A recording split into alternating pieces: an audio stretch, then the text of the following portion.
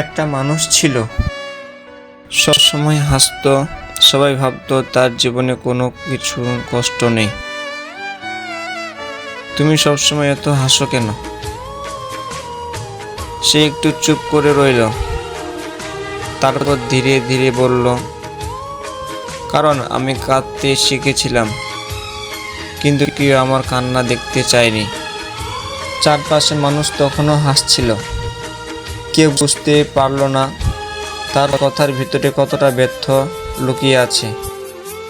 সে আবার বলল, জানো, মানুষের জীবনে সবচেয়ে বেশি কষ্ট দেয় নিজের মানুষগুলো। যাদের জন্য আমরা সব কিছু করি, তাদের জন্য নিজের স্বপ্নগুলো চুপচাপ মেরে ফেলি। এক সময় সেই মানুষগুলোই বলে, তুমি তো আমাদের জন্য কিছুই করনি। কথাটা বললেই সে একটু হেসে ফেলল, কিন্তু সেই হাসির ভিতরে একটা ভাঙা শব্দ ছিল।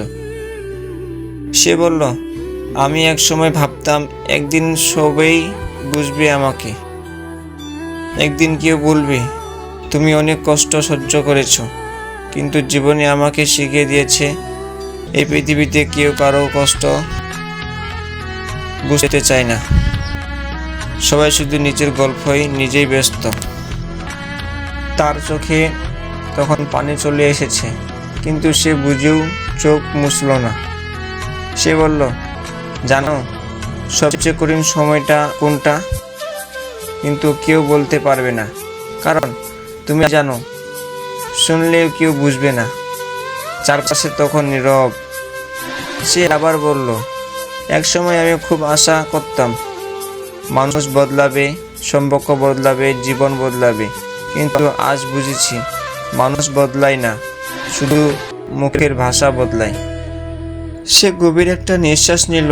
তবু আমি খারাপ না হতে চেষ্টা করি, কারণ আমি জানি কষ্ট পাওয়া মানুষ যদি খারাপ হয়ে যায়, তাহলে পৃথিবীটা আরো কঠিন হয়ে যাবে। শেষে সে শুধু একটা কথা বলল, যদি কখনো কাউকে কেউ যে সময় হাসে, তাহলে তাকে একবার জিজ্ঞাসা করো, তুমি সত্যি ভালো আছো তো? কারণ সব হাসির পিছনে সুখ থাকে না, কিছু হাসির পিছনে লুকিয়ে থাকে একটা পুরো ভাঙা জীবন। এভাবে মানুষের জীবন অনায়াসে দুঃখে দুঃখে দিন কেটে যাচ্ছে। ভালো থাকবেন সবাই। চ্যানেলটি অবশ্যই সাবস্ক্রাইব করে আমাদের সাথে থাকবেন। ধন্যবাদ।